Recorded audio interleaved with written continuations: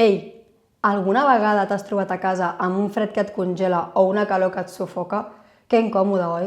Saps que pots evitar això i, a més, estalviar una pasta? Pujar el termòstat a l'hivern o baixar-lo a l'estiu no és l'únic que pots fer.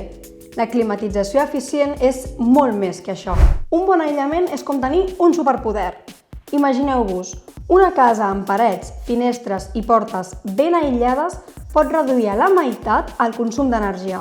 És com tenir una capa invisible que manté la teva llar fresqueta a l'estiu o calentona a l'hivern.